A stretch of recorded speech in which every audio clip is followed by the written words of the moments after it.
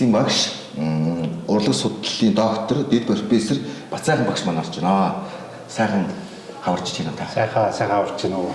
Өнөөдөр тэгээд би ч одоо онгон сургуультай хийсэн сэтгэл өндөр байна. Сургууль маань ямар ч гоё өнгөцтэй засцээ.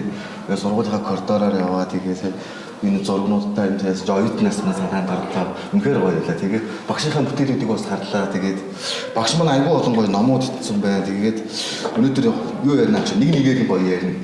Тийм учраас эхлээд та хүүхэд наснаас яаж энэ дизайнтай холбогдоод тэр тухайнаас яриад хэлэх үү? За би Хүсгэл аймгийн Цагаавал суманд төрж өссөн. За хүүхэд байхад бол яг хаа за ер нь зурагтай яаж холбогдсон? Ер нь одоо сургууль орохоос өмнө нэг зураг сонирхол ер нь тэр дотроос байгаад байсан. Тэгээд эхлээд одоо юу зурж ирсэн бэ гэхээр нэг хонь зурж ирсэн.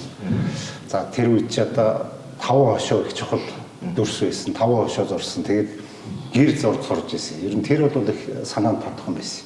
За нөгөө нэг одоо нөлөөсөн зүйл юу вэ гэхээр манай аав зургийн багш юм байсан. Зөв. Тэгээд харамсалтай нь бол намайг их бага байхад өнгөрцсөн. Тэгээд манай одоо нэг байшинд манай аавын зурсан зураг. Тэгээд тэр үед нэг юм 2 том авдар байдаг байсан. Тэр 2 том авдарт одоо манай аавын зурж байсан зураг, эскизнүүд. За тэр Ленинград одоо бодог гэдэг чинь өдөө суманд бол их ховор. Бид нар ч мэддэггүй, юу гэж мэддэггүй. Нэг юм туулган цаастай юм байсан. Бид нар тэрнээс чинь нэг нэгээр навж гараад одоо нэгэнтээ энэ чинь бох гэл. Усан бодог шүү дээ, тий. Одоо нэг бүгд сайн мэдхгүй хаа. Туулган цаастай болох дээр нь бох гэл бие биенийгээ ингээд хорхоод. Чихэр амттай чинь зөвгийн балмалны өлцтэй тий. Тэгээд ер нь бол яг тэр аавын одоо зурж исэн энэ зүйлүүд бол нөлөөсөн. Тэгээд тэр үед бол одоо сайн учрыг мэдэх. Тэгээд ер нь яг сүүлдээ хүн чинь ингээд ухамсар суугаад ирэхлээр аавыг бас бодож эхэлсэн л дээ. Манай аав ч одоо ийм хүн байсан юм байна.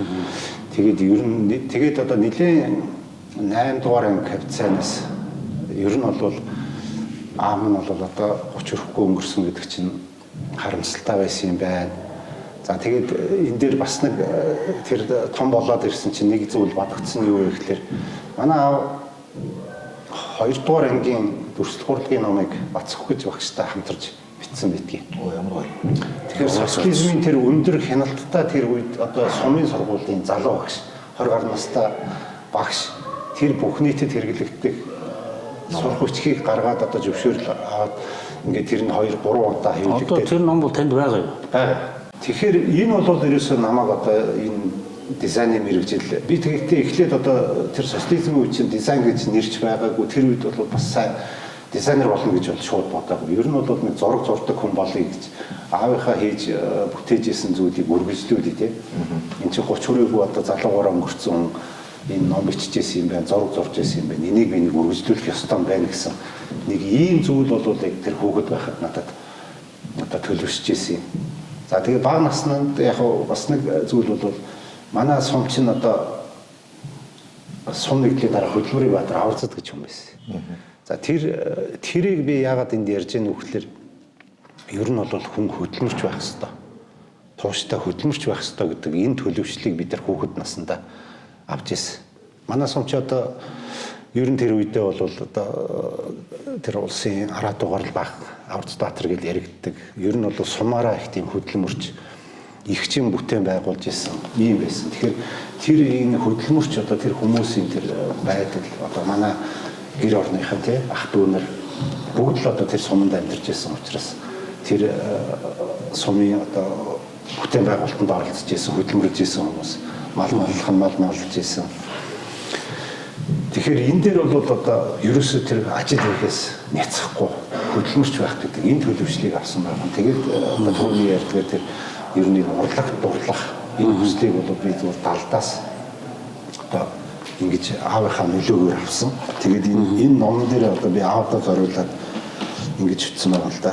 Алсаас гялцах хотноос урлагын зам дуран дуудсан хайр таав сургууль хүмүүжүүлэгч зураач цэм одын гэгээн тусгал зориулж байна. Ингэж бичээд одоо тэгээд ингэж явж байгаа. Хүүхэд насны дурсамж бол яг юм байна. За тэгээ манайх чинь дарханд нүүж ирээд тэгээд яг тэнд хамгийн ихний одоо их тийм гүн сэтгэл төрүүлж байсан юу бол яг бид нар машинаар явсаар байгаа. Тэр чинь Хэд хоног явж очив? 2 хоног гарan яваал одоо өглөө гараад одоо замдаа 2 хоног. Чинь ачааны машин дээр Тийм тавьчих. ачааны машин дээр одоо 2 гэр ачаад тэр атсан гэрэн дээр 2 айлын хүмүүс суугаад тэгээд ирж исэн.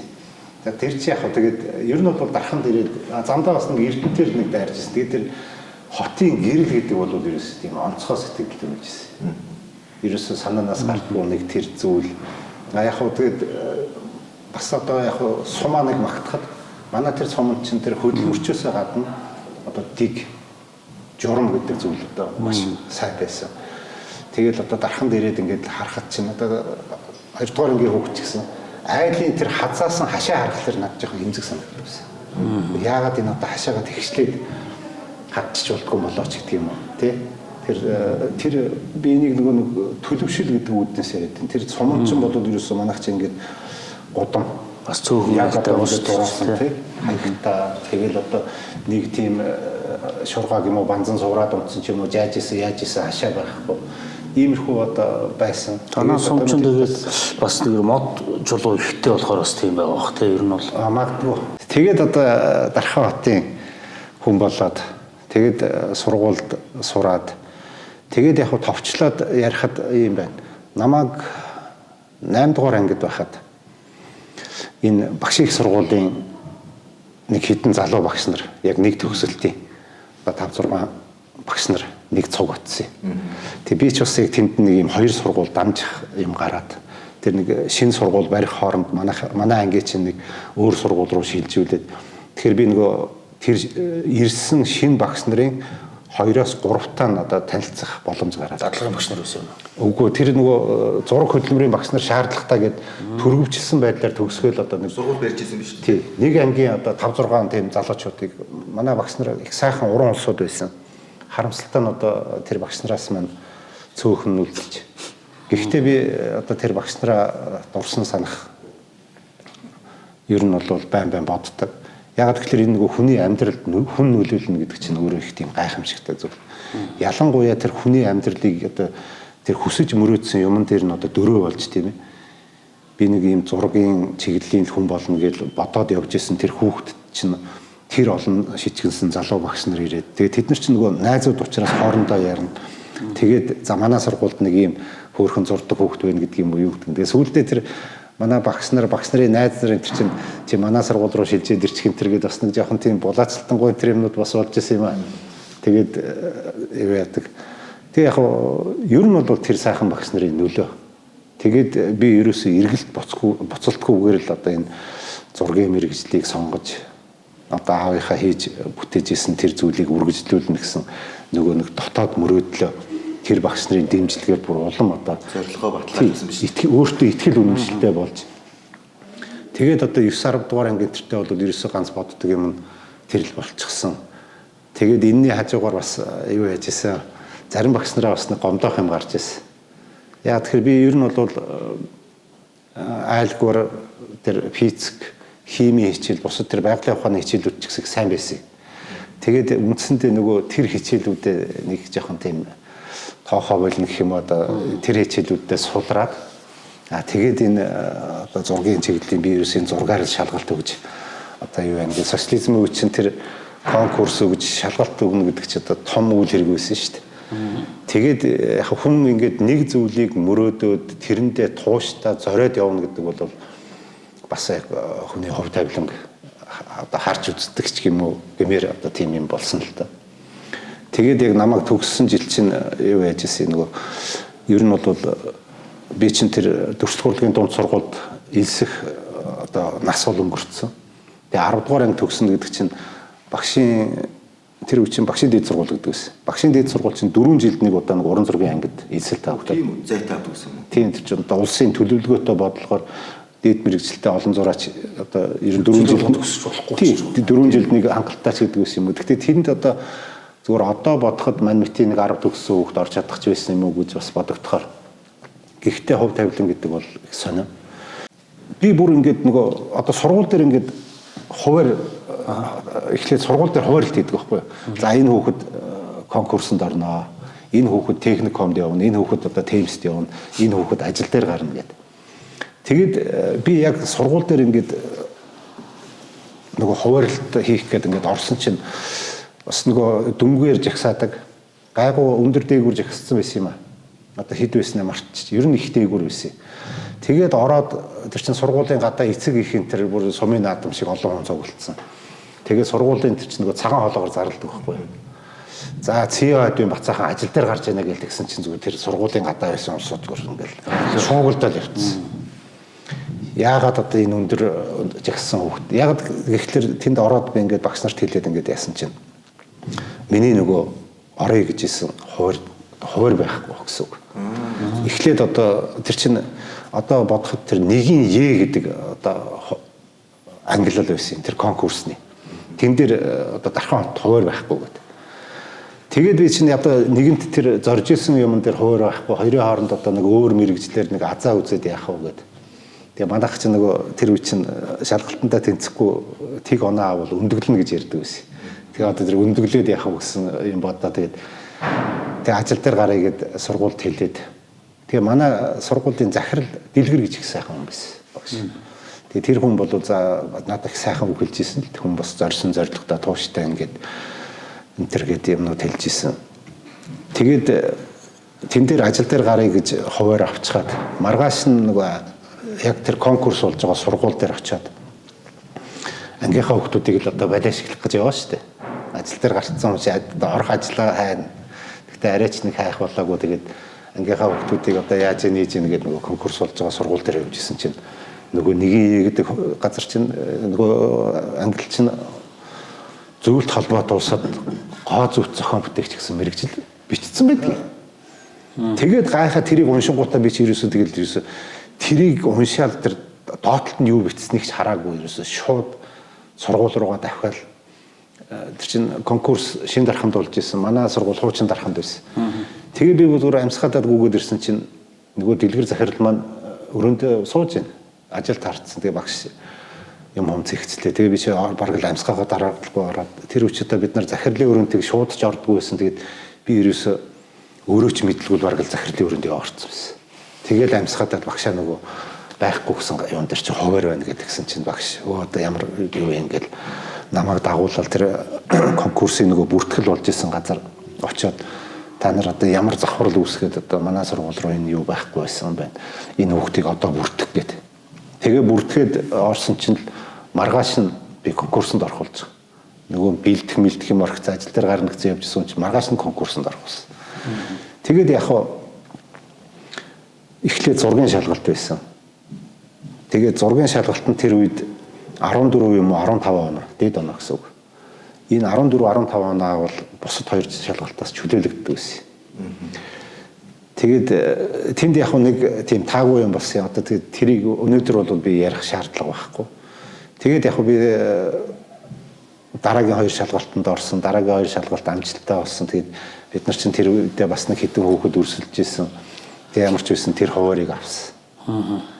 Тэгэхээр гоо зөвч зохион бүтээгч гэдэг мэрэгжил. Тэгээд хаана төгсөн Орсын? Тэгээд Орос яваад яг нэг жил хэлний бэлтгэлд Ирхүүд явсан. Тэгээд Ирхүүд хэлний бэлтгэл сууж байсан чинь энд одоо нөгөө дөрөвт хурлын дунд сургууль төгсөөд ажиллаж байгаад очсон одоо манай алдартай бас зураач нар тэнд нөгөө дээд босрол эзэмших гэдэг Оросд дээд босрол эзэмших гэдэг бид нар чинь нэг анги болж ийлээ шүү дээ. Тэгээд нэг жилийн хугацаанд хэл сурахын хажуугаар яг уран бүтээлч гэж хэн байх ёстой вэ? Ямар одоо зарчимтай байх ёстой гэдэг тэр зүйлийг ямар хүсэл мөрөөдөлтэй байх ёстой? Өөртөө ямар шаардлага тавих ёстой вэ гэдэг энэ зүйлийг би эрхүүгийн бэлтгэд байхдаа тэр цуг сурж ирсэн. Одоо сайхан зураач нараас бас нөлөөг нь авч ингэж хүмүүжж ирсэн. Тэгээд дараа нь бид нар чинь яг тэр Москвагийн Строгановын нэрмжит сургуульд ер нь бол улс тэр үе чинь одоо улс гэрээ хийцэн тэгэл тэнд явдаг байсан. Тэгээ бас нэг хөгийн юм болсон. Тэгээд тэр хөгийн юм болоо. Тэгээ хүний хөв тавилан яг би зүгээр нэгэнт тэр багнаас одоо юу ингээд сонирхож байгаа учраас л ярьж байгаа. Тэгээд тэр Строгановын сургуульда ягаад яг тэр чинь нэг юм залуучуудын одоо бас нэг тийм доргуун ч юм уу одоо нэг тийм зан гас болсон юм аа бас нэг 2 3 нийлээд тэгээ бид нар чинь дараа нь өөр сургуулиуд руу хуваарлагдах болоод тэгээд энэ би чинь юу яасан Оросын одоо Иваново гэдэг ер нь текстилийн Оросын одоо ер нь төв хэсгийн хот. Тэгээд тэр үед оюутан хариуцсан одоо төлөөлөгч гээд манай элчинд Хавх гэж багш байсан. Одоо манай Монголын нэртэй философч. Тэгээд тэр хүн за миний хүү Иваново явна гэд. Одоо хот мот гэж хэлийг үзгүй Иваново явна гэд. Тэгээд би чинь тэр үед бас ингэж бодохгүй. Одоо зургийн сургуулиуд чинь ингээд Строгонов, Сурико, Иревпин гэдэг ингээд дандаа нөгөө алдартай зураачдын нэрмжтэй. Иванов гэж бас Оросын мундаг зураач байдаг. Тэгээ одоо миний мэдэхгүй тэр зураачийн нэрмжт сургууль байдаг юм байх гэж удаад ингээд тэгэл явсан. Тэгээд энэ хооронд чинь бас нэг хөгийн юм бас нэг юм бас юм аа.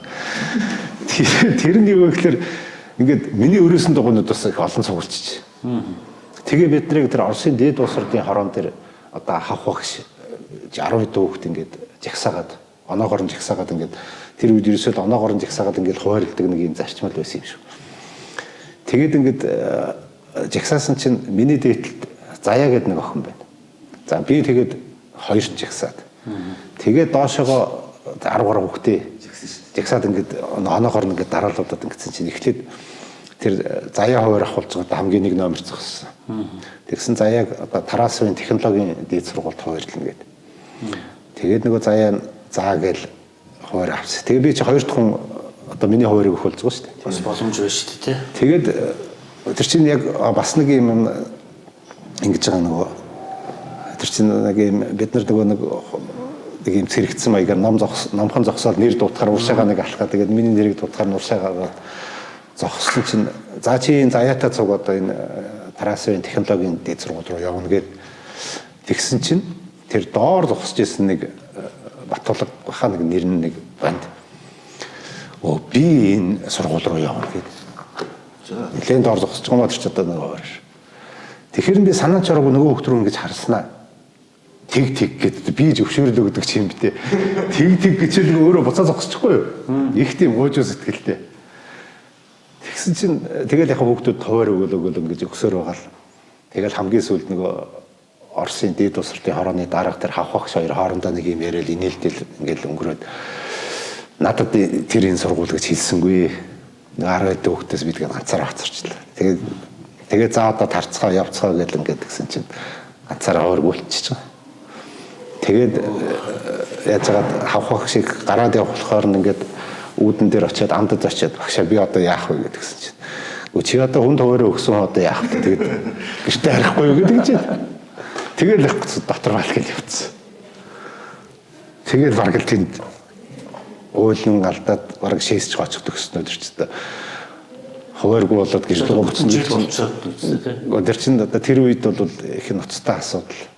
Тэр сурсан төлбөрийг чинь улсад одоо буцааж өгөх ёстойгоос ахуулаад тэгээд нөгөө зорж исэн зорилго тийм ээ. Очоод буцаж очоод одоо яаж тэр юуг яах вэ? Ер нь ингээд түмэн бодод. Тэгсэн нэг хавхагч тоглоод за тоглосон чи тэр Иваново гэд очино. Богоон цугаад яваад өглөө нь очдөг ингээд. Тэгэд энэ сургуульд одоо нэхэмлийн дизайн гэдэг мэргэжлэр төгссөн. Энэ мэргэжлэр төгссөндөө бол би ерөөсөө харамсдаггүй. Бахархдаг. Яг уу тэгээд Ирхүүд бол хэдэн жил? Ирхүүд 1 жил бэлтгэл тэгээд тэнд чинь очоод сураад би магистр зэрэгтэй төгссөн.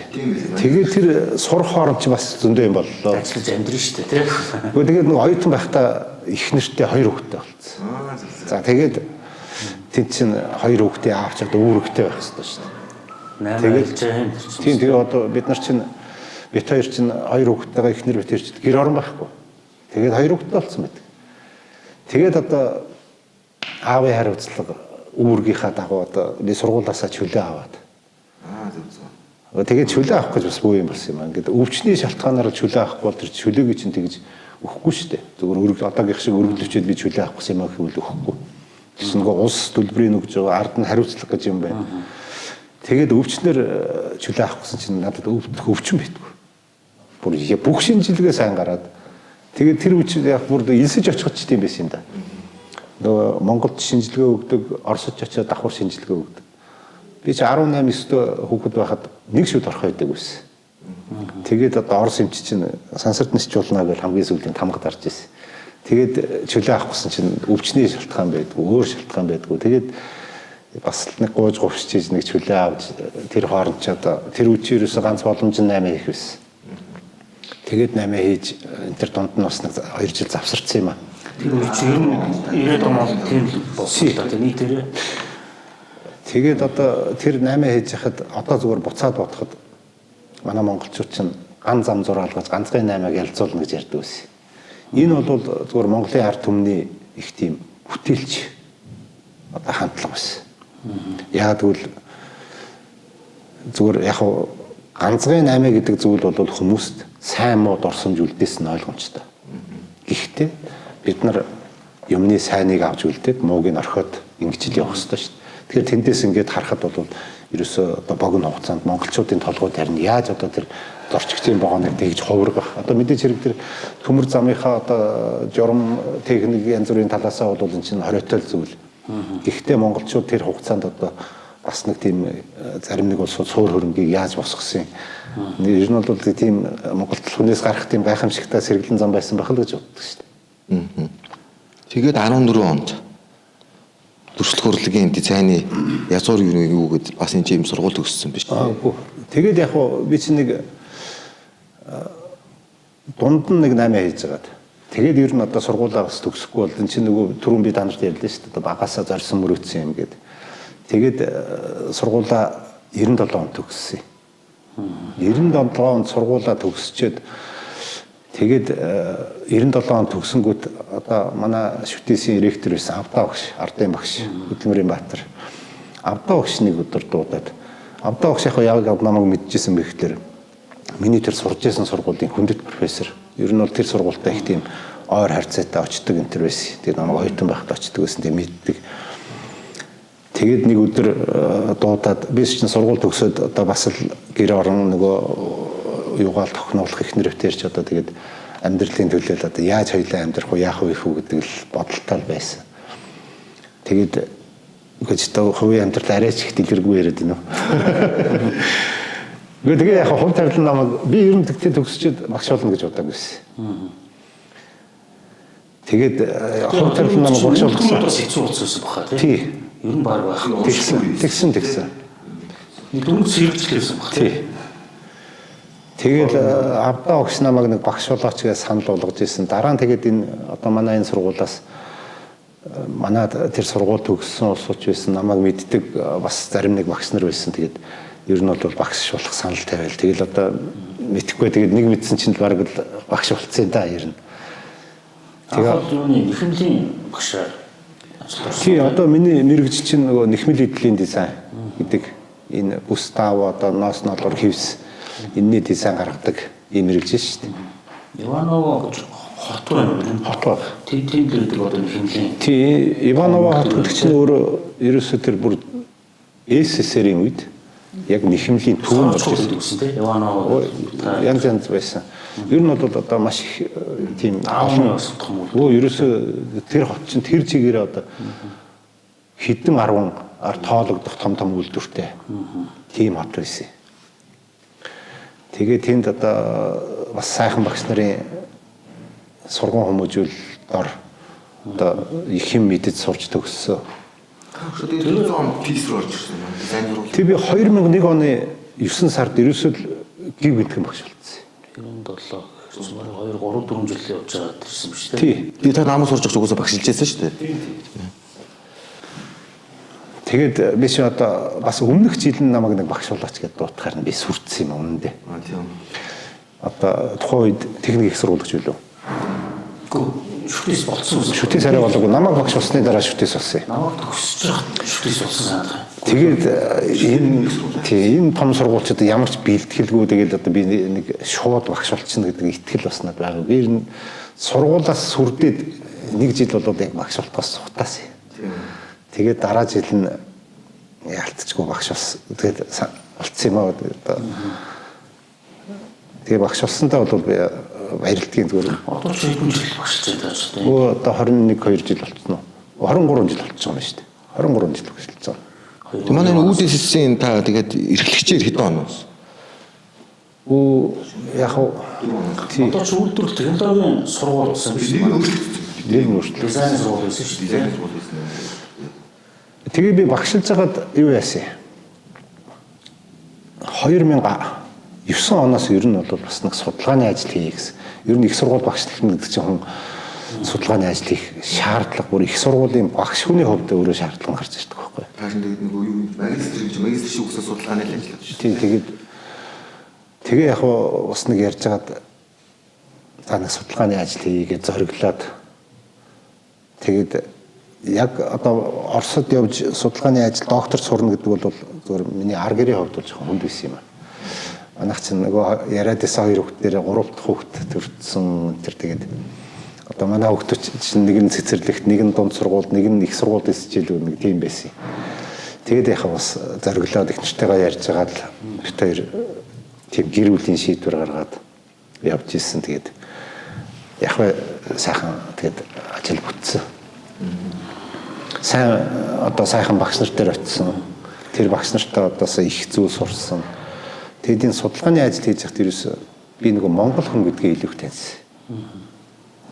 Оросд чинь юу л вэ ном байна тийм ээ. Тэгэхээр маш их ном уншсан. Ямар сэдвүүд судалгаанууд хийж ирсэн. Тэгээд яг очиод ингээд би энд бас нэг юм бодоод ингээд багштайгаа очиод би нэг энэ чиглэлийн судалгаа гэсэн багш төрж нэг манай багш нэг хөөрхөн хад нийдэг хүн байсан. Тэгээд Москвад очиод тэр сайхан багш хазаар бас таарсан. Өмнөөс яг бид нар ажлын шугамар нэг сургууль дээр очиж ирсэн. Тэгээд энд судалгаа хийнэ гэдэг бол өөрөө юм их уншиж өөрийгөө таньж одоо хорвоотой бараг л шинээр танилцж байгаа юм л да. Тэгээд тэр судалгаа хийгээд юмнууд уншаад ингээд ирж яхад хүн дээрээс нэг л бодол төрж ирдэг. Энэ улсууд ингээд өөрийнхөө ийм судалгаануудыг хийцэн байхад бид энэ одоо судалгаа хийсэн билүү? Манайд ийм юм байгаа билүү? Юм чинь судлаад мөн чанарыг нь олоод зүй тогтлыг нь олоод ингээд тайлбарлаад ирэхдээ энгийн юм ч гэсэн шинжлэх ухааны одоо нотлоготой судалгаагаар ямар сайхан одоо ийм болдгийг гэдэг энийг яагаад ингээд нэг харьцуулт гарч ирж байгаа. Тэгэхээр манай Монголын ийм юм судлагдсан билүү? Бид нарт ийм юм байдаг билүү? Энийг бид нар тодруулж гаргаж ирэх билүү гэдэг. Тэгээд ийм юмнууд ингэж бодгоцоор байгаа. Тэнд бол би одоо өөрийгөө ер нь шинээр авсан гэж бодож байгаа. Тэгээд одоо Лев Николаевич Гумилев гэж ахуй хүн байна. Энэ хүний нэг юм үг байна шүү дээ. Нүүдлийн соёл иргэншил гэдэг бол өрний соёл иргэншил, дорны соёл иргэншил хоёртой заавал харьцуулах. Энэ бол өөрөө 3 дахь соёл иргэншил юм байна. Энэ үг бол надад маш их тийм ирч урам өгсөн. Ерөөсөө судалгаа хийх ерөөсөө бараг л араас алгагдсан юм шиг л болж ирсэн. Тэр энэ чинээс хүн маш их зүйлийг ойлгоод за бид ингэх ёстой юм гэдэг тэр сэтгэлийг өгж, урамыг өгж ирсэн. Өөр олон юмнууд бий л дээ. Одоо товчлаад ярихад юм байна. Тэгээд одоо судалгаагаа хийгээд хийсэн судалгаа маань бас амжилттай болсон. Тэгээд нөгөө талаас Оросд сурсных тэр шинжлэх ухааны онол арга зүй гэдэг зүйлийг бас одоо сайн багш нараас ийм нүүлэгдээр тодорлох ийм одоо төвшөнд өгсөн.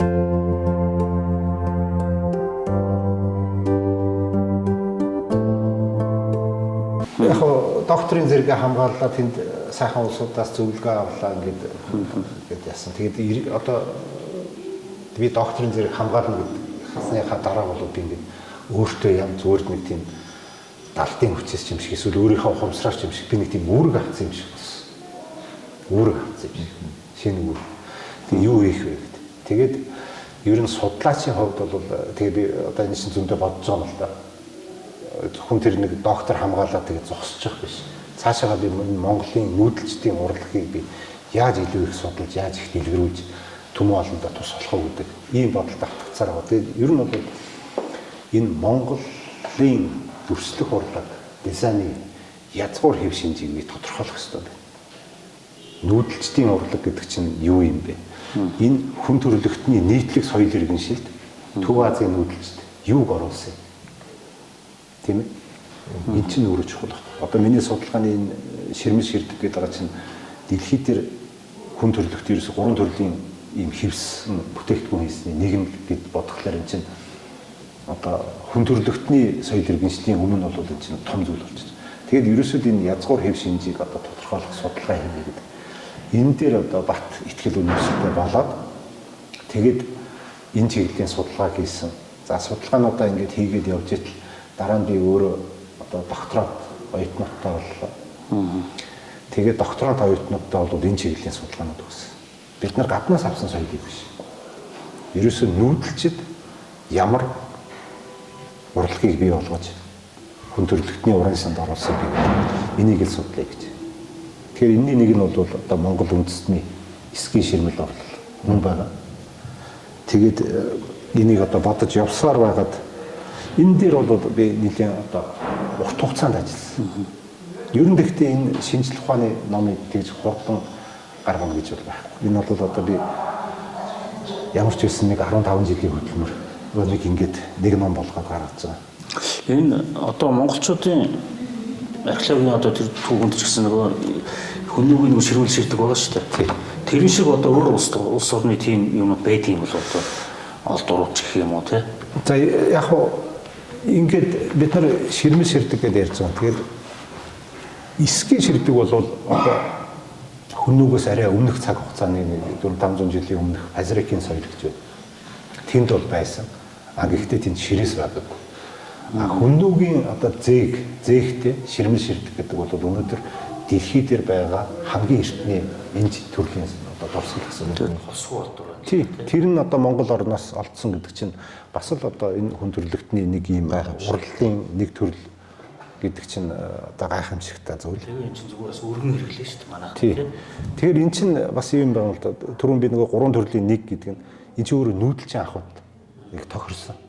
Одоо бид нарын нөгөө мэддэг үслэг хевсий чинь малчин айл дэвсэх юм бол яг одоо харьцангуй хултаас энэ дэвж байгаа болоод байна. Бараг яг тэр ахуйгаас үүдэлтэй тэр бөрөн тавих юм бол энэ ширмэл ширдэг хамаагүй одоо илүү удаанасчлалтай тий. Удаанастаас гадна одоо харин цэврийн хувьд, цэвэрлэгээний хувьд ч гэдэг юм уу одоо нөгөө өөр бас хэрэглээнүүд байгаа шүү дээ. Тэ нүүдэл судал. Нүүдэл чинь өвөлч нүүдэг байсан тий. Жилийн 4 өдрөд нүүгээд тэр чинь газрын хөрс чихтэй бай, хөлдөө бай, хуурай бай одоо янз янз. Эрүүл ахуй хувьд бас. Тэгэхээр тэн дээр бол ширмэл ширдгийг дэвсгэл илүү тохиромжтой байсан. Өөрийн ингээд нэг нэвтрүүлж ширдсэн учраас. Гэх мэтлээ одоо яриул их юм бэ л дээ. Тэгээд ингээд шинжлэх ухаанаар энэ судалгааг хийнэ гэдэг бол өөрөө энийг маш олон хамаарлын нууц тогтоодог. Тэгэхээр ширмэл ширдэг гэдэг бол зүгээр нэг гэрийн дотор дэвсдэг зүйл биш. Энэний судалгааг хийгээд ирэхлээр энэ чинь монголчуудын түүхтэй холбоотой маш олон зүйлүүд байна. Тэр бас монголчуудын соёлтой холбоотой. Урлагтай холбоотой. Урлагийн одоо өндөр түвшинд энэ зүгээр бид нар ширмэл ширдэг гэж одоо тоодгүй байсан. Гадаадын одоо би олон хуралд очиж илтгэл тавьсан. Тэгэхээр ширмэл ширдэг гэдэг чинь өөрийнхөө дүрсийг ингэж параллел илэрхийлдэг юм аа гэдэг. Тэгэхээр гайхалтай. Нөгөө зохиомжийн хувьд бас ирж байгаа шүү дээ. Тийм зохиомжийн гэсэн гоё тий. Тэр нь одоо ингээд яг тань шиг ингээд ширмэл одоо энэ эсхий урлал энэ тэр судалж байгаа судлаач өөр байна. Үгүй яг надаас өмнө одоо Бачуулангой судалгаа хийж исэн. Одоо өөр бусад улсууд ч гэсэн судалж исэн. Энэ бол нэг хүний хийх ажил биш. Одоо бидний дараа үеч гэсэн нэг янз янзын одоо талаас нь судлах байх. Энэ зөвхөн урлаг судлалын судлаач нар ч биш. Сая бид нар ярьлаа шүү дээ. Хүүтэн хөрсөн дээр шууд шилдгээд ивсээд одоо өвөл бол нөгөө бууц асгаж байгаад ингээд тавьчихдаг. Тэгэхээр энэний нөгөө физик хийн талаас нь тэр газрын монголчин газрын хөрсөн дээр одоо хасах 40 градус үрж яхад тэрний дээдл хэдэн градус байдгийг тэр хүүтнийг яаж тусгааруулж байгаа. Энд гих мэтлэн одоо байгалийн шинжлэх ухааны судалгаач гэсэн энэ дээр одоо тэгээд маш их судалгаа эсхий чинь бас тэр акустик энэ төр сайтай энэ төр гэдэг шүү дээ. Дулаан дээр хадгалах юм бас. Тий, одоо би бол яг тэр талын судалгаа мэдэхгүй болохоор хийж мэдэхгүй. Гэхдээ зүгээр судлаач нарын үгнээс сонсоход бол тэр одоо морин хуур эсгийн гэрт бол дугаалтын тэр нь бас өөр. Тэгээд тэр чинь нөгөө ширэн зар чинь бас гадаад үлдсэн байхад тэр зорилттой тэргээд ярьдаг юм билээ шүү дээ. Харин тий. А та болохоор нэг ширмэл эсхий далд руугаа ер нь яаж юм. Тий, ерөөсөө энэ ширмэл урлал. Ширмэл гэдэг чинь ганцхан ширдэг биш. Монголчууд төмөн төрлийн одоо бүтээгдэхүүн хийсэн. Тэрийг бас одоо энэ номонд багтааж оруулсан. Одоо тэр гутлын амьсны хараа дээр гэж бас ширмэлтэй орох уу? Хатгалтай орж байгаа. Лам нарын нөгөө хонх тамрыг хүртэл хийжсэн байна. За тэгээд номын баримтаг шоглыг одоо эсгийн ширмэлээр хийжсэн байна. Одоо тэр халуун одоо домбомби ч бас гадар тэр хийдэг гэсэн юм байна шүү дээ. Тий. Ширж идэг. Одоо тэр гойдон домбоныг хэрэглээ талаас нь тийм хэлжүүлээ. Домбоныг сүүлд бол тэр халуун савны хэрэг гэсэн ширж идэг гэсэн юм. Тэгэхээр маш олон зүйлийг хийдэг гэсэн. Өөрөөс нөгөө юм бурхан болооч ч юм бас эсхийнд яагаад тийм гэсэн юм. Оо тийм. Үлгийн үе тэр бас гэж хийж байна уу? Одоо Нөгөө бас гадна номын ихэнд одоо би баг тэр ингэ бичсэн байна. Ер нь бол хүн болж төрөхтэй одоо эсгийн дээр үлгийгдээд энэ ертөнцөөс явахдаа бас эсгийн дээр зарлаа гэсэн утгатай. Энэ зүйлийг. Ер нь тэгэхээр Монгол хүний нүүдэлчин малчин хүний амьдралд бол салшгүй холбоотой. Өнөөдөр гэхдээ энэ эсгийн ноос гэдэг зүйлийн чинь гайхамшигыг шинжлэх ухаан баталж байна шүү дээ. Энэ чинь өөрөө нано технологи. Одоо тэр ноосоор хамгийн ноосоор бордоо хийсэн гэл. Тийм. Одоо энэ чинь бол өөрөө бүр тийм ноос чинь өөрөө тэр ургамлыг тэтгэх баг тийм лаборатори шиг нарийн ажиллагаатай байна гэж тэр хийсэн улсууд судлаач нар ярьж байдаг шүү дээ. Тэгэхээр одоо гайхамшигтай зүйлүүд их бий дээ. алж талаас нь ерөн судлахад бол мундаг юм байна л да тий. Тэгээд та одоо ингээд их олон ном гаргасан байна шүү дээ. Эхний ном бол одоо өнгөний чиглэлээр байна тий. Өнгө судлалын. Оо тийм. Тэгээд яг эхлээд би бас нэг энэ өөрийнхөө одоо мэрэгжлийн дагуу оюутнуудаа гарын авлага болгох зорилгоор бас энэ үйлдвэрийн дизайнеруудад гарын авлага болгохдоо энэ 2009 онд баха энэ нэхүүл хөдлийн дизайн гэсэн ном бичсэн. Энэ бол одоо миний анхны ерөнхий ойлголт өгч дээ.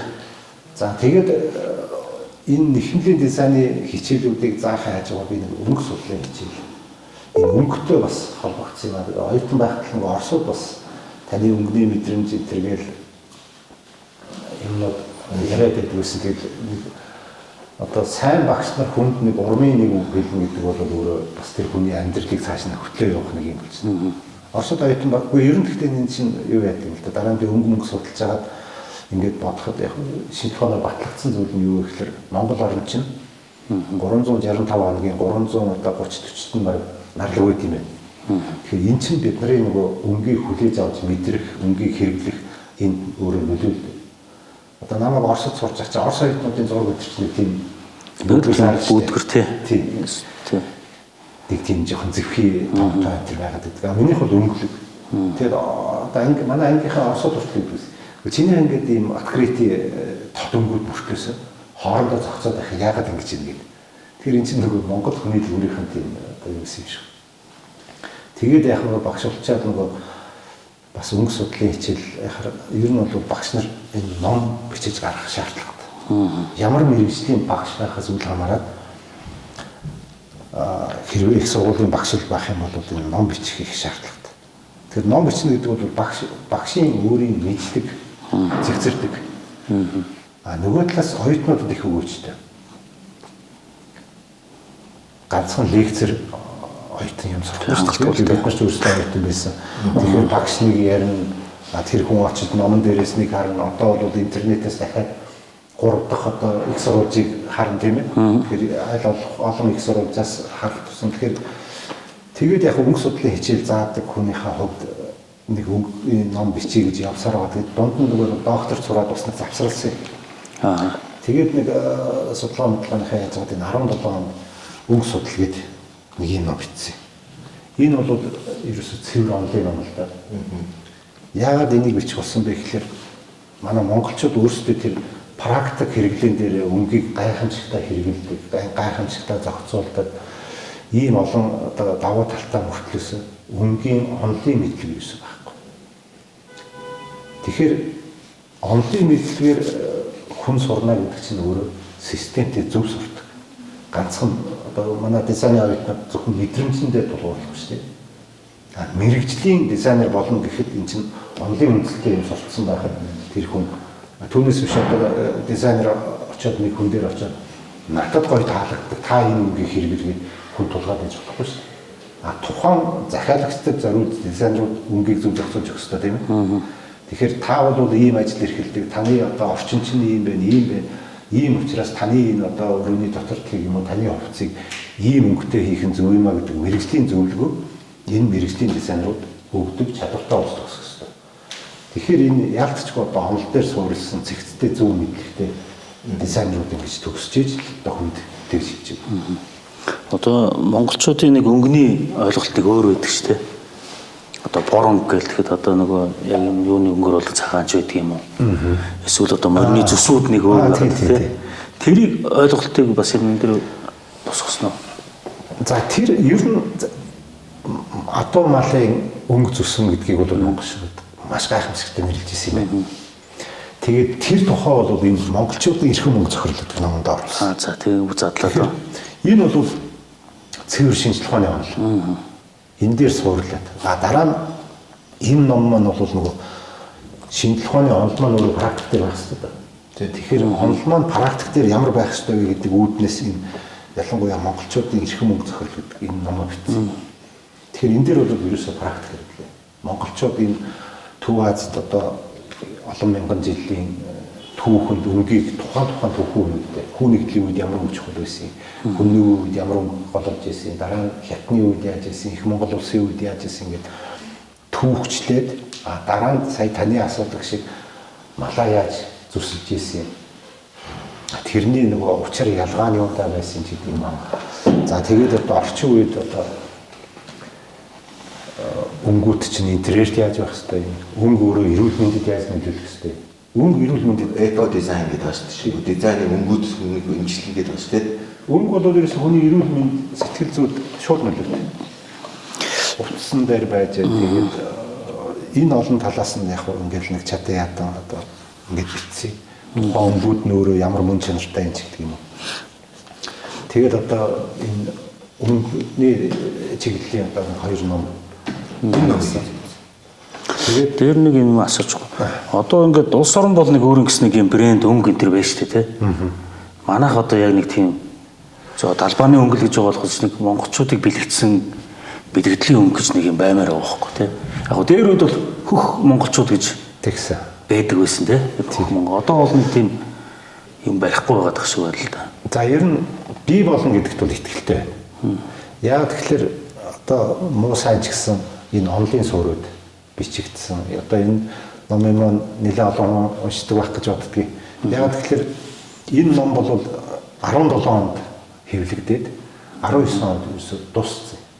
Одоо тэгээ 19 оноос хойш бол энэ номыг маш олон асуудаг.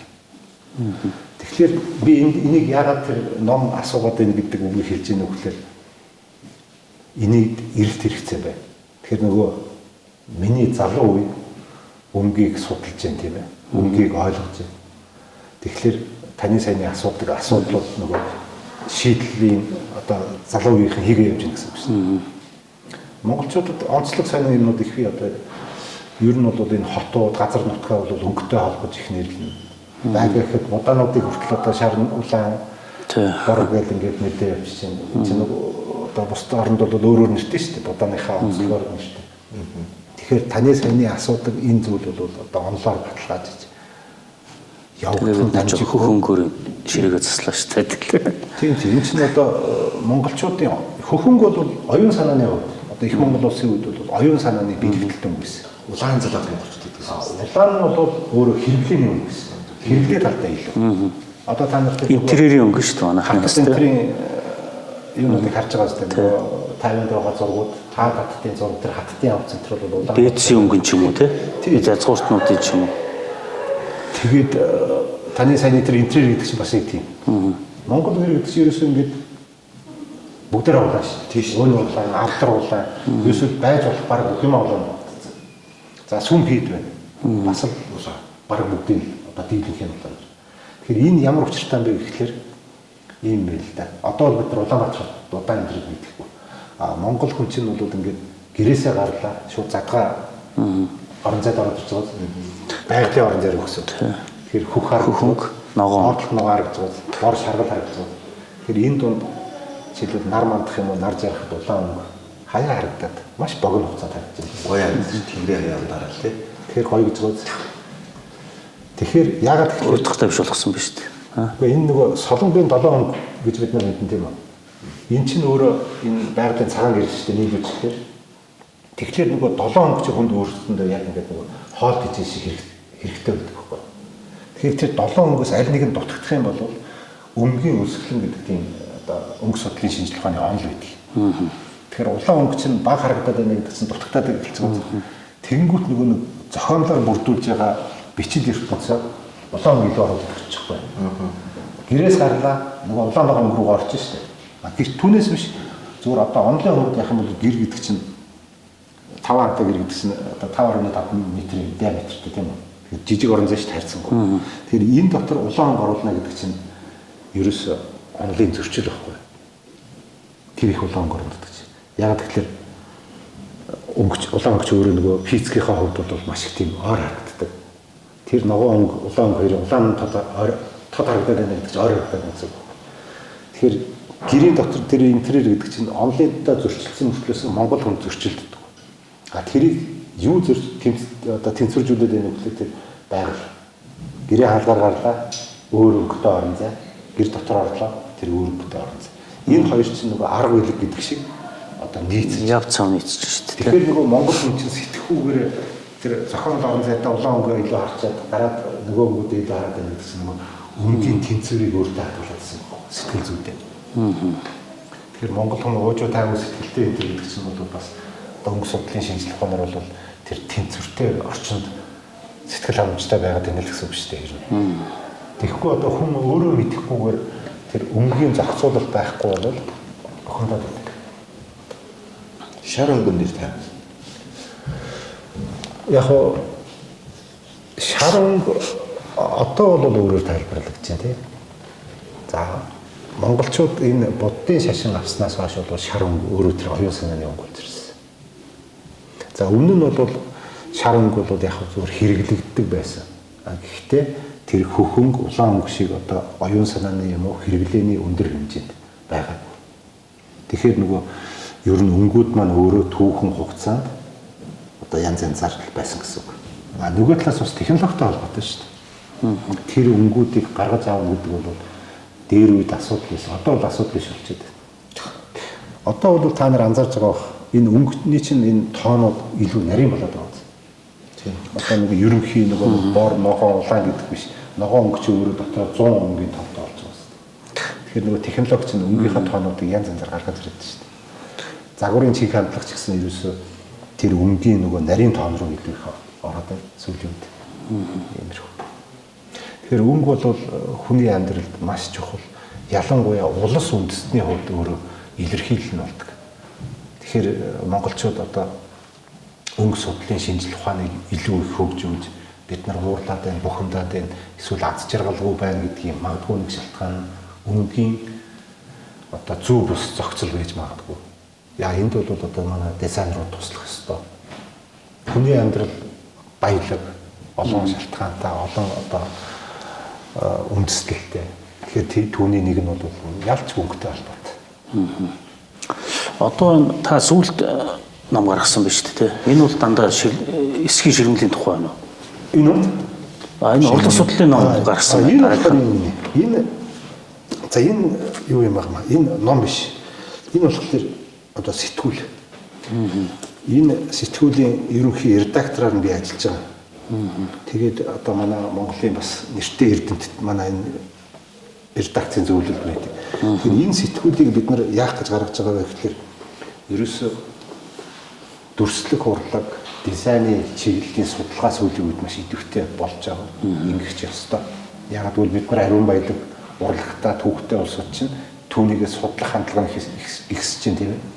Сүүлийн үед залуучууд одоо судалгаа хийж, магистрийн төвшөнд их судалгаа хийж байна, докторийн төвшөнд их судалгаа хийж байна. Тэгэхээр суврал юм уу те? Тийм суврал. Одоо энэ 2 дахь дугаарыг би авчирсан байна. Тэгэхээр энэ дээр бид нар нөгөө онлайн судалгаа хийж байгаа хүмүүс, эсвэл онлайн судалгааг сонирхож байгаа хүмүүс нэг дороос энэ дүрслэх урлаг дизайны чиглэлийн энэ судалгааны ажлуудтай танилцж явах хэрэгтэй. Судалгаа хийж байгаа хүмүүс нь өөрсдөө энэ нэгдсэн талбартай байх хэрэгтэй. Эндээсээ харилцан бие биенээсээ суралцаад нөгөө энэ хоёр ийм судалгаа хийж байгаа юм. Энэ хоёрын энэ арга зүй чинь их зүгээр юм байна шүү дээ. За манай Немогийн арга зүйн бас энийг их боломж юм байна. Бид хоёрыг ингээд уншаад надад бас хоёроос ингээд суралцах боломж энэс гараад ирнэ тий. Цаантын докторуудын нийтлэлүүд юм байна шүү дээ. Тэгэхээр энэ судалгаа хийж байгаа энэ улсуудын ингэж цуглаар одоо хийх. Одоо энэ яаж улиралт байна уу? Жилдээ нэг багцлж байна тий. Залуучууд л уншмаар юм байна тий. Ерөөсөө залуучууд гэлтгүү одоо би ч одоо харьцангуй одоо бас судалгаа хийгээд нас бас тодорхой хэмжээний байна. Гэхэд би одоо энэ залуучуудын бичсэн өгүүлбэрүүдийг уншихад надад өөрөө эндээс сурах юм их гарч ирсэн.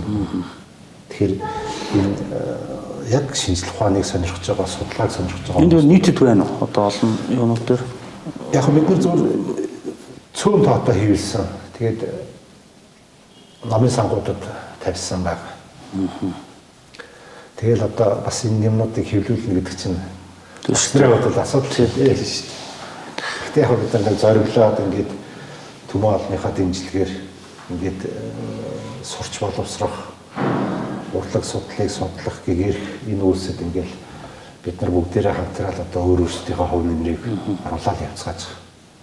За энэ сүүлд хийгдсэн таны ном биш үү? Хэсэг шимжлэлийн тухай. Та энэ талаараа нэг сан тодорхой ус яриад өгч тээ. За судалгааны хувьд. За энэ одоо ер нь сүүлийн жилүүдэд хийсэн. Одоо бичсэн номнууд маань адилхан хөдөлгөөн зарцуулсан ахмал юм. Гэтэ энэ бол би одоо бас миний бас нэлээд бодож зорилгодоо хүрсэн номнуудын нэг гэж бодоод байгаа. Энэ өөрөө бол Монгол үндэстний эсгийн ширмэл борлол гэдэг нэртэй. Тэгээд энэ эсгийн ширмэл урдын талаар би өмнө ярьсан тийм. Энэ бол зүгээр нэг хэрэглээний бүтээгдэхүүн биш. Монголчуудын түүхийг тээж явж байна. Соёл урлагийг тээж байна, шашин шүтлгийг тээж байна. Зан шил ахуй байдлыг тээж байна. Гэхдээ энэ олон зүйлүүдэд хамаатуулж энийг бичсэн. Бичгтээ энэтэй хамааралтай 2000 гаруй жилийн түүх орсон гэсэн үг. Эсгийн ширмэл ширдгийн 2000 гаруй жилийн түүх монголчуудын түүхтэй холбоотой соёл урлаг, ёс зан шашин шүтлэгтэй холбоотой бичигдсэн. За нэгдүгээр бүлэг нь бол ерөөсөө энэ Монгол үндэстний эсгийн ширмэл ширдэг үүссэн нийгэм соёлын орчин ямар байсан юм. Өөрөөр хэлэх юм бол урлагийн түүхийн хэсгийг одоо оруулж ирсэн гэсэн үг. Тэгээ та хэдэд бас яг зүгээр энэ дашран би өөрийнхөө нэг одоо дараагийн зорилгыг хэлэхэд Монголын урлагийн түүхийг бичих шаардлага зорилго тавьчихсан байж байгаа. Тэгэхээр ингээд энэ монголчуудын эрхэм мөнгө зохирол дээр ч гэсэн би нэгдүгээр бүлэг дээр нь монголчуудын түүхэн одоо тухайн сэдвтэй холбоотой урлагийн түүхтэй холбоотой зүйлүүдийг ингэж оруулсан. Тэгэхээр энэ ном маань бол Монголын урлагийн түүхтэй холбоотой. Тэгээ ширмэл ширдгийнхаа тэр түрүүн ярьсан зүйлүүдтэй холбоотой. За нөгөө талаас энэ залуу судлаач нарт онол арга зүйн хувьд гарын хандлага болох энэ ном болсон. Одоо надад чинь залуучууд их ирж штэ. Судалгаа хиймээр байдаг аргаа болохгүй юм тийм ээ. За диссертац бичиж байгаа. Би одоо доктор хэлсээ тэдэн жил болсон юм аа. Авчраа болохгүй таадаа туслаач. Тэгэхээр энэ дэр юусэн нэг онол арга зүйн тодорхой биш байдаг. Эсвэл гол асуудал тэн дээр хүсэл зорилго байгаад байдаг. Өөрөө зүтгээд байдаг. Тэгэхээр онол арга зүйгээ мэдэхгүй судалгааны ажил, онлын ажил хийнэ гэж байхгүй. Тэгэхээр энэ дээр ер нь бол Монгол урлагийн судалгаа хийхдээ онол арга зүйн асуудлыг бас багтаагаад ингээд залуу судлаач нартай гарын авлага болох. Ийм бас нэг давхар ачаал хөдөл байгаа.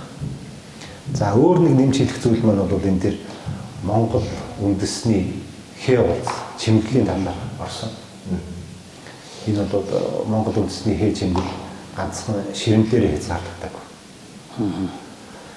Яагаад бас энийг ингээд дэлгэрэнгүй оруулах хэрэгтэй болсон бэ гэхээр монголчууд өөрсдөө их тийм хээлэг артсан. Хээг маш гайхамшигтай хэрэгж ирсэн ард. Одоо даанч бид нар нөгөө тэрийг хэрэгж чадхаа байсан. Тэгэхээр энийг бид нар одоо буцаад сэргээх хэрэгтэй. Тэгэхээр юм болгон дээр хээ тавиад байна гэсэн үг биш. Юм болгонд учиртай байх хэрэгтэй. Бид нар өнөөдөр орчин үед код гэж яриад байна. Лого гэж яриад байна. Тэр болгоны чинь хээндэл багтаагаад одоо хураангуулаад оруулцдаг. Тэрийг ард нийтээрээ нөгөө тайлбар уншичдаг гэсэн. Тэгэхээр хээ гэдэг бол Монгол үндэстнүүдэд маш чухал зүйл. Одоо бид нар нөгөө хээнийх нь нэр байх гэхээр дүрсийг мэддэг. Дүрсэн байхаар нэрлж мэддэг. Тэгэхээр энэ асуудлууд үүсэж утсан учраас энэ номынхаа одоо дахин бас Монгол хээ чимэглэлийн одоо нэрнүүдийг цэгцэж, дүрстэй тулгаж оруулах бас нэг ийм ажлууд хийсэн. Тэгэхээр одоо та ингэж хэлэх шиг ер нь одоо энэ хэн дээрээс ер нь утга агуулгад энд бас байгаад байна тийм. Хэрэг тайлж өгөх хэрэгтэй юм биш үү? Тийм. Ерөөсөө одоо бид нар чинь нүүдэлчдийн философи гэдэг нэг зүйл яриад байна шүү дээ. Нүүдэлчдийн философи гэдэг чинь юу юм? Үлэмж их зүйлийг хураангуулаад бичил болгочих чинь тийм үү? Бичил зүйлийг тайлаад үлэмж болгочих чинь тийм. Энд чинь ерөөсөө нүүдэлчдийн философи. Манайхан нэг ингэж ярьдаг шүү дээ. Нөгөө үхрийн махыг өнгөлцгөнд нь магтаар гэдэг үү? Тэр чинь ерөөсөө үхрийн махаараа борц хийгээд тэрийг хатаагаад нүдээд тэгээд бүр одоо ингэсээр багтаандаа чамаа гэсээр багтааж байгаа зүйл багт биш. Саяны миний хэлдгээр тэр үлэмж зүйлийг хураангуулж бичил зүйлийг дэлгэрүүлж үлэмж болгох энэ философиг л зүгээр яхаа зүүрцсэн үгээр яг тутахаар л хийж байна. Үхрийн махыг өнгөлцгөнд нь магтаар гэдэг үгээр л одоо том ялц гэсэн. Одоо ингээд энэ хээнийх нь гол төлөв юунууд одоо зөвхөн байгалийн гаралтай, уран бүлээн ч гэдэг юм, амтны ч гэдэг юм гаралтай хээнүүд зохилж гин үү? За яг уу эрдэмтэд энийг судлаад одоо 4 ангилсан хүмүүс байна, 5 ангилсан хүмүүс байна. Тэгэхээр энийг бид зөвхөн нөгөө хаана юунд хэрэгжилж байна вэ гэдэг.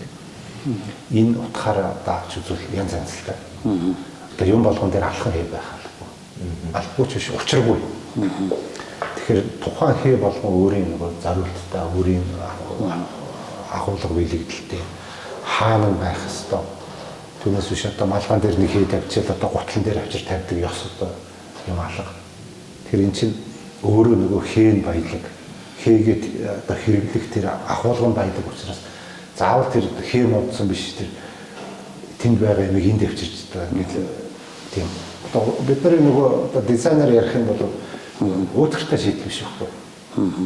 Тэ? Тэр чинь ирэл хийгээд янз янзаар одоо оновчтойгоор гаргаж ирж яг тухайн хэлбэр нь юу вэ? Хэрэглэгээ бас таагч тийм. Омсны хараа гэдэг бол өөр хэлбэртэй тийм. Амгалгаа гэдэг бол өөр, дээлийн ингэр гэдэг бол өөр, авдар гэдэг бол юм болгоо өөр хэлбэр 5 нүдэн байж гоё юм гэдэг тийм. Тухайн одоо бид нар чинь нөгөө зохиомж гэдэг хэлбэрийн зохицол гэж. Тэгэхээр тухайн идэл өөрөө ямар хэлбэртэй, тэнд ямар хэлбэртэй хээ дарах, ямар хэлбэртэй ч биш. Тухайн хэлбэрт тааруулаад нөгөө хээг шинжлэх зохиомжтой явуулдаг. Тэгэнгүүт тухайн идэл чинь өөрөө ямар үүрэг зорилттой, ямар утга биелийг агуулах ёстой. Тэрэнд нь тааруулаад дахиад нөгөө хийгээ сонгоод тэр хээнийхээ бэлгэлтийг аваад явчихлаа. Нөгөө хэлбэр агуулга хоёрын нэгдлийг энд аваад цуг аваад яваад байна да. Ер нь бол одоо урлагын онлын гол ноён ногоо тэр шүү дээ. Хэлбэр агуулгын нэгдлийг хангана гэдэг бол тийм ээ. Тэгээд энэ ширмэл урлагч нөгөө ширдэг энэ техникээс бас болж байна уу тийм хоёр талаас ингэж хавж тийм гэдэг утга гэсэн. Одоо ширэх гэдэг үг чинь өөрөө тийм юмыг нэгт байлгах язгуур үгийн язгуур болоод байна. Голын ширэг гэдэг чинь ийм цачирхан шигүү ногоо байгаад байдаг тийм үү. Хоньны арсыг бол богийн арсыг бол шир гэж ярихгүй шүү дээ. Бод малыг шир гэж ярьдаг. Тэгэхээр бод малын арс бол бог малын арснаас илүү нягт бүх гэдэг утгаараа шир гэдэг үг ороод байна. Тэрнтэй адилхан одоо ширэнгэн оо гэж юм тийм. Тэр чинь зүгээр нэг оогоосоо илүү нягт орсон тийм. Тэрнтэй адилхан ширмэл, ширдэг гэдэг шир язгууртай энэ хоёр үг чинь өөрөө эсгийг дээд хэмжээнд нягтруулсан гэдэг утгыг давхар хэлж өгöd байна. Энэ ном ер нь бол худалдаанд гарсан байгаа тийм. Ном маань худалдаанд гарсан. Одоо хүмүүс надаас өөрөөс ч ирээд ингээл аваад танаас гарын өсгтэй авъя, цог зураг авах болоо энэ төр гэж. Тэгж авч болох юм биш үү? Энэ чинь хүмүүс ер нь бол энэ чинь бие биендээ тийм гоё урам өгч байгаа байхгүй. Надад л одоо бос хүмүүст ямар юм итгэхгүй. Миний хувьд бол одоо танаас номыг чинь би ингээд авах гэсэн юм аа. Тантай гарын өсгтэй авъя, тантай цог зураг авах болоо энэ төр гэж. Надад бол энэ үнэхээр тийм гоё урам байдаг. Зүгээр л одоо эн чинь бас нэг тийм монгол хүний яг заавал монгол гэхгүйгээр хүн ёсны одоо юм гоё юм. Тийм шүү дээ. Гэхдээ яг энэ жилийн хөдөлмөр явж шүү дээ. Тэгэхээр бид нар энд нэг монгол гэдээ яриад байсан учраас би монгол гэчлээ. Гэхдээ монгол ёс бас тийм. Одоо ер нь ингэдэг шүү дээ. айлын гадаа хүн зам асуух гэж ирдэг юм уу? Зориоч ирдэг юм уу тий? За айлд ирлээ. Айлд ирэхэд айл цайгаас амарч байгаа амар нэг юу гэж байгаа бол тэнд нь өрөөл хийдэг тий. Эсгий хийж юм тэнд нь өрөөл хийдэг. За тэгээд болж игүүл нөгөө биеэр оролцдог. Тийм. За бүр одоо байг гэхэд ингээд ядчил одоо төлөө хөрөөж ийлээ гэж бодоход хөрөөж байгаа төлөн дээр нэг гараа тавьчихад нэг хоёр үг солилцоод тэр хүний хийж байгаа ажил нь тэр чадвал хөрөөдөлцөж тийм. А хөрөөдөлж чадахгүй бол ормын сайхан үг хэлчихэд ингээд явна гэдэг чинь ер нь бол хүн чинь энэ хүний нийгэмд амьдарч байгаа энэ хүмүүс чинь өөрсөндөө бие биендээ тэгж урам бим өгдөг. А тэр хэмжээндээ нөгөө нийгэм өөрөө ирүүлсэж идэг. Тэ? Нөгөө одоо ингэж шүү дээ. Тэр аквариумд нэг чулуу хийгээд идэг юм, ургамал хийгээд идэг. Тэр усыг цэвэршүүлдэг гэдэг үстэй тий. Тэрнтэй адилхан саяны одоо энэ харилцааны соёл гэдэг зүйл чинь өөрөө нийгмийг ирүүлж үздэг.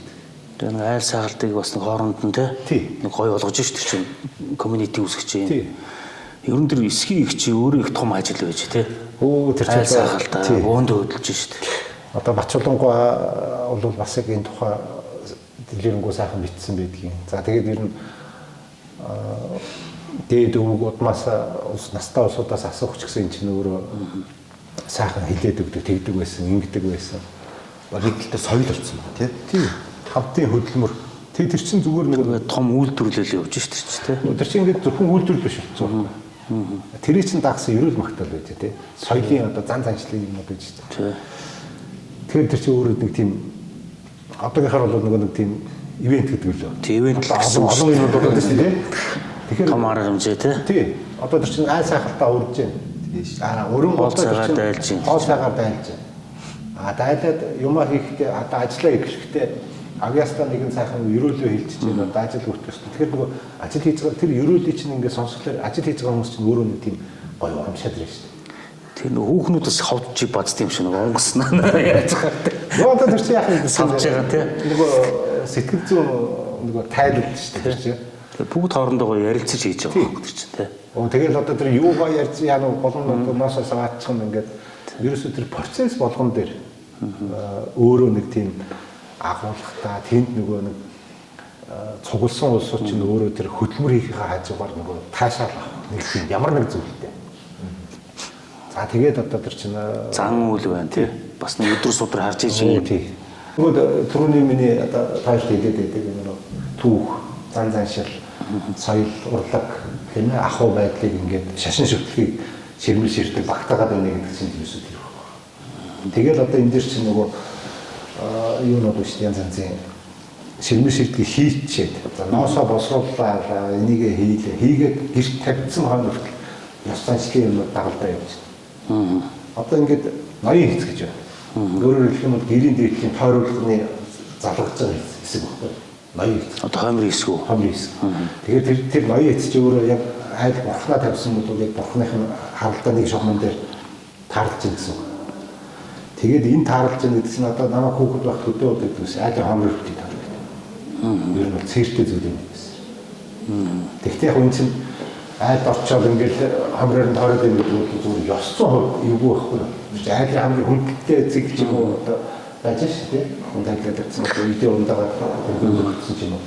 Тэгэхээр зүгээр айлд орчоод одоо ингээд холхоод тэр хамраар нь ингэж яагаад гэдэг бол нэгдүгээр ёс зүйн талтай бол. А зүгээр энийг яг манайхан яаж одоо яасан бэ гэхээр зүгээр тэр хамраар тавьчихлахгүй. Яг муу ёр гэдэг юм бол нийт юм байсан. Тэг яагаад муу ёр вэ гэхээр би зөв хүнээс сонсч ирсэн. Тэр ноён хэсэг гэдэг нь өөрөө тэр гэр доторх нойрц. Энерги нойрц. Энерги нойрцыг дээр нөгөө тэрийг номхотгож бурхнаа тавьдаг. Одоо ийм бас тавьж үзэж байгаа байхгүй. А тэгээд дараа нь одоо тойруулгын чинь гол нь энэ шугам ингээд байж байна. Дараа нь ингээд тойронгод одоо багны дээхэн талаар хатан хийх гэж байна. Тэгээ хатан хийх гэдэг чинь өөрөө яа гэв гэхээр одоо айлд оронгот ингээд ер нь бол бүх хүнийг дээшээ суугадаг. За олон хүн ороод ирэх юм бол ингээд ирэн бэрээ одоо настан дээр ч юм уу ингээд суун. За тэгэнгүүт зарим нэг нь бол одоо тэрнээс дээшээ нэг гарахгүй заах би ингэсээс болчихъя тэр гэлээ яс мэдгүй усод бол нэг тийм байгаа улсуудын орон зай хүндэтгэж штэ. Тэгэхээр одоо та хатан эцнээс дээшээ суучлаа. Би орж ирээд одоо танд хүндэтгэлтэй хандж байгаа илэрхийлээд за яг хөө зүгээр би ингэсгээ суучих гэдэг чинь. Та тэр хатан хизээс дээшээ гарсан таны орон зай хүндэтгэж байна гэсэн үг. Тэгэхээр энэ дээр зүгээр эсгийн ширэмлийн тэр зураасыг далимдуулаад танд одоо хүндэтгэлээ илэрхийлж байна гэсэн үг. Тэр нэг хуваалтууд бас байгаад байна тийм. Тэгэхээр энэ чинь нөгөө өөрөө тэр гэр доторх одоо ёс заншлын хил хязгаарыг хэлээд өгч байна шүү дээ. Түүнээс шүү Монгол улс чинь нэг тийм одоо дайлгнал очиргүй одоо энэ 2-5 сайхан хүн шүү гэдэг ахын орон тий. Зүгээр л зав ингэсгээс уучаа зүгээрээ одоо цаа амсч энд сууж байгаа тэргээл тий. Тийм одоо хоорондын юмнууд байдаг. Тэгэхээр тэр чинь цаанаа юу гэж юм нөхлөөр ерөөсөө та бол энэ гэрийн хүндэт зочноор өргөдөд ирсэн байхад би тантай очиж одоо ингээл саний юу байна гэл ингээл зүгээр ингээл шахацтаад байхдаа биш. Энэ тэр хаттан эцний доохон суулцаад одоо таныг хүндэтгэж байгаа хүндэтгэлээ тэгж илэрхийлж ингээл одоо явж чинь гэсэн үг. Тэгэхээр эн чинь нөгөө бичгтэйгүй хувь ёс заншил гэдэг юм чинь энэ ширтгэний зүгээр тавьдсан ирмэг дээр нь хүртэл одоо ингээд агуулж чинь гэсэн үг шүү дээ. Тэгээ яриад байвал одоо их юм энэ дээр агуулж чинь хүүхдүүд тэр шагаамаага тоглосон ч гэл тэр чинь уцтай байгаа байхгүй тий. Тэгэл одоо ард түмнээс энийг бичхийн тулд би ард түмнээс их юм сурж байна шүү дээ. Тэгээ нэг хүн хүртэл хэлжсэн шүү дээ. Энэ хүүхэд мөлхөж байхдаа анзаарах зүйл нь энэ ширэмтийн ширээс байдаг. Түүний одоогийнхтай адилхан одоо зураг таруулна юм шүү дээ. Тэгэхээр тэн дээр хүн өөрөө ухаарлыг тэр мөлхөж байхдаа тэр ухаарлыг энэ тархинд нь боожж идэг гэж байна. Тэн дээр ингээд ширээсний чинь ингээд хүн чинь өөрөө тийм анзаарах одоо нэг инстинкт байдаг учраас ширээсний тоогоор тоолж сурдаг ч гэдэг юм уу. Ийм одоо зүйлүүд бас байна.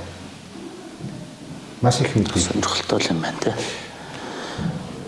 Та чи ингээд энэ номыг бичиж явах чинь энэ зөвхөн зүгээр хараалсан л таны.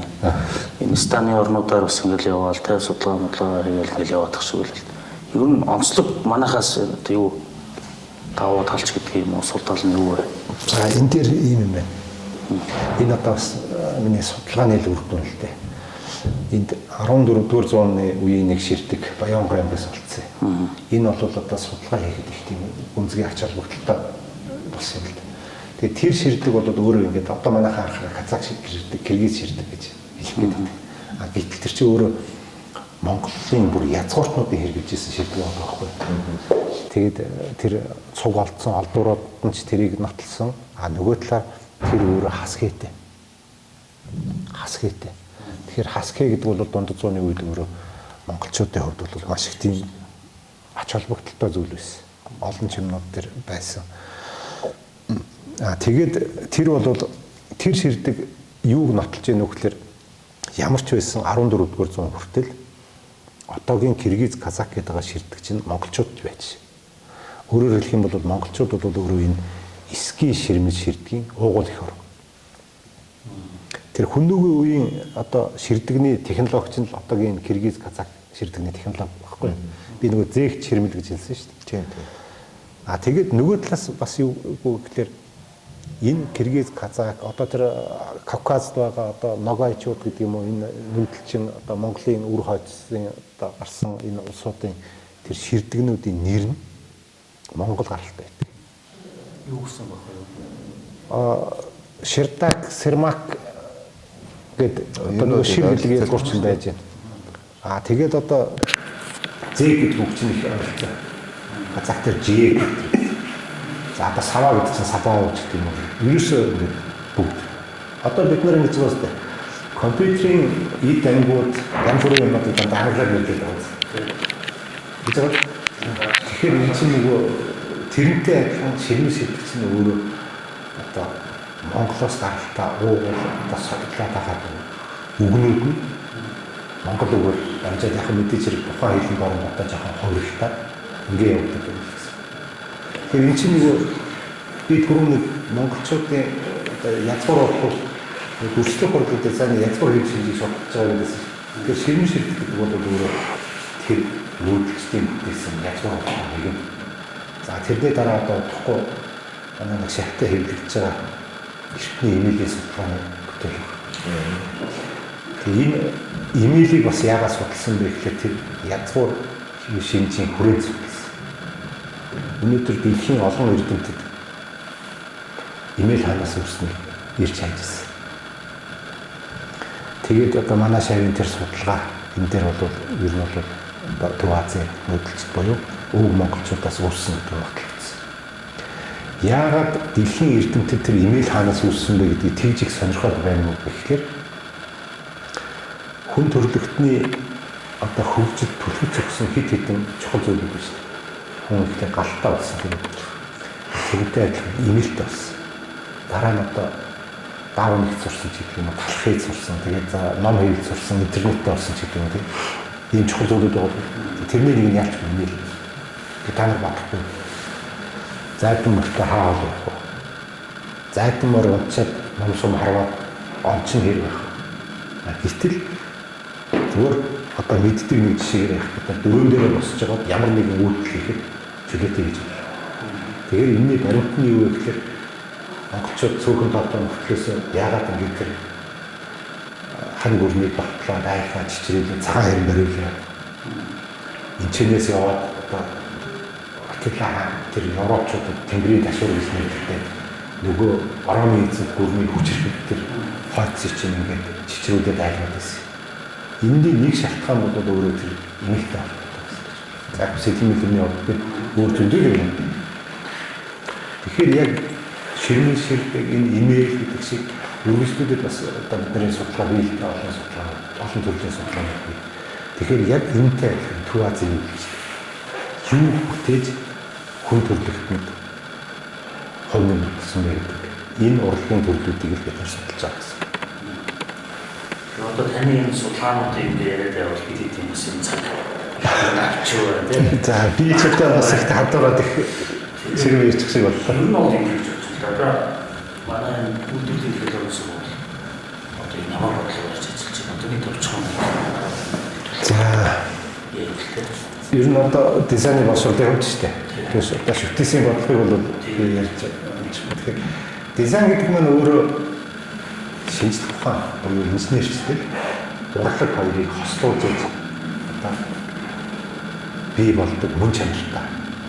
Дизайны мөн чанар бол урлаг инженерчтэй хоёрыг хослуулж бий болдог. Тэгээд энэ утгаараа бол шинжлэх ухааны технологийн их сургуулийн бүрэлдэхүүн байгаа дизайны салбар өөрөө сонгодог утгаараа одоо сургалтын орчин нөхцөл бүрдэж байна гэсэн хэлтлээ. Энэ яг бидний нэг давуу тал. За нөгөө талаас бид нар одоо сүүлийн хэдэн жил ер нь одоо Монголын дизайны боловсролд ажиллаж байгаа бусад сургуулиудаа хамтарч ажиллая гэж уриалж байна. Хамтарч ажиллаад бид нар бол юун дээр давуу үүрэгтэй байх вэ гэхээр энэ шинжлэх ухааны судалгаан дээр давуу үүрэгтэй байна. Та хамтран одоо та нэг дизайны сургуулийн захирал гэж бодоход танай сургуулийн үнэт зүйлийг бид хөдөлгөөд та манай үйл ажиллагаанд оролцоод ингээ гэж уриалга гаргасан. Энийг бусад сургуулиуд маань сайхан хүлээж авсан. Бид нар нөгөө ижилт юм дээр өрсөлдөгч биш. Зарим тал дээр бид нар хамтрах хэрэгтэй. Яагаад хамтрах ёстой вэ гэхээр энэ зарим зүйлийг бид нар хамтын хүчээр явахгүй бол ингээд хөгжил удаашраад байгаа. Одоо судалгааны ажил гэх чинь бид нар бие биенээсээ суралцаад яг чинь сэтгүүлээр дамжуулж юм уу тийм. Та өөр сургууль ажиллаж байлаа гэж бодоход энэ дээр үйлдэл хийдэг. Бид хоёр өөр сургууль байлаа энэ дээр бие биенийхээ ажлыг мэддэг. Ийм одоо найдлаар бид нар хамтарч ажилладаг. Тэгээд бидний хийж байгаа ажил чинь өөрөө Монголын урлаг сургуулийн онлайн зөв хөгжүүлээд явна гэсэн үг. За ингээд ийм нэг бодлого ирж байна. За тэгээд ер нь бол манай дизайны тэнхим маань өөрөө энэ Монголын дизайны босол байгаас том бүтцээ нэг болсон. Бид нар тэгэхээр энэ нэгэн бий болсон энэ үйлдвэрийг хадгалъя гэж одоо зорж ирүүлж байна. Манай дизайны тэнхимч одоо бакалавр 750 орчим. За тэгээд магистр доктортой одоо 800 сурцж байна гэсэн үг. Энэ бол том бүтц. Ер нь одоо гадаадын сургуулиудтай харьцуулсан ч том бүртгэсэн. Монголынхаа дотоод одоо сургалтын орчинд ер нь бол том бүртгэсэн. Тэгэхээр энийг бид нар яаж зөв байлгах вэ? Судалгааны ажил маань ямар байх вэ? Сургалт маань ямар байх вэ? Та хамгийн гол зүйл тийм. За тэгэнгүүт тэр багш нарын уран бүтээл, оюутнуудын уран бүтээл ямар байх вэ? Энэ дээр бид нар одоо нээлттэй харилцан туршлага солилцож байна. Өөрснийхөө хүрсэн үр дүн хүчгсэн бусдтай одоо нээлттэй хуваалцаж байна. Ийм л одоо зарлага тавиад бид ажиллаж байна. Яг хөө бодож байгаа биелүүлж чадахгүй байгаа бас зүйлүүд байна. Ер нь одоо болдог бол манай сургуулийг ч юм уу өөр нэг сургуулийг түшиглээд Монголын дизайны хаб байгуулах. Тэгэх юм бол энэ үйлдвэр бэлтгэж байгаа олон хүнд маш их хэрэг. Өнөөдөр та нэг өдөр байлаа гэж бодоход та нэг том төхөөрөмж аваад тэрийг сард нэг удаа хэрэглээд байгаа шаардлага. Хаб байх юм бол тэнд тэр том төхөөрөмж чинь дундаасаа чинь олон хүнд хүртээмжтэй. За тэгэнгүүт нөгөө дизайны мэрэгжлийн зөвлөгөө өгөх багууд нь нэг дор төвлөрдөг юм уу? Одоо олон шийдлүүд тэнд шийдэгдэж болох. Тэгэхээр энэ яагаад гэж хэлэхэд дахиад нөгөө бидний нөгөө хөгжил болсон. Би одоо нэг аж ахуй эрхэлж тэр мөн гой том төхөөрөмж би тэрийг нэг авах гэсэн байна. Бодоод явж тэр том төхөөрөмж авахгүй миний мөн. Бодоод явж 5 жилийн дараа нөгөө хурцч тийм. Хоцрогдоод байна. Тэгжээд дараагийн шинэ үеийн нүүдэл явж дахиад нүүдэл.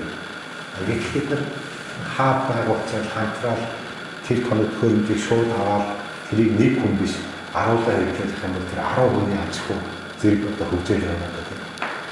Энэ хөөж юм байна одоо тэгээд нэг хөөсөн юм. Тэр бас хамтарч үзлээ юм байна. Тэгээд нэг гол төсөлтэй юм. За. Тэгээд бидний урилгыг аваад хүлээж аваад улсын багштай баярлалаа. Тэгээд ажилт ямар л сайн байсан. За баярлалаа. Одоо та бүхэндээ бас баярлалаа. Тэгээд ер нь одоо багш хүний хамгийн сайн зүйл бол төгсөгчдөрийг харах. Төгсөгчд нарт маань ийм одоо сайхан бүтээлч хоёулаа манай одоо дизайны салбарын төгсөгчд. Тэгэхээр төгсөгчд нар маань ингэж бүтээлч хорондоо үр дүнтэй ажиллаж байгаа харахад багш нар хамгийн сайхан. Тэгээд та бүхэнд ярилцах мөч бол маш сайхан байлаа. Харин яхаа зүгээр багш нь одоо нэг хоёр төгсөгчтэй яг хатаа эрхлэх маягтай хадуураад их олон ярьж яаж байгаа хамгийн ярьлаа. Их сайхан ярилцлаа. Гоё ярьсан. Багштай ажилласан юм. Ном цаашаа олон ном гаргах. Номын цараа дэлгэрэх болтгоо. Тэр их бол яах вэ? Хөр гоо.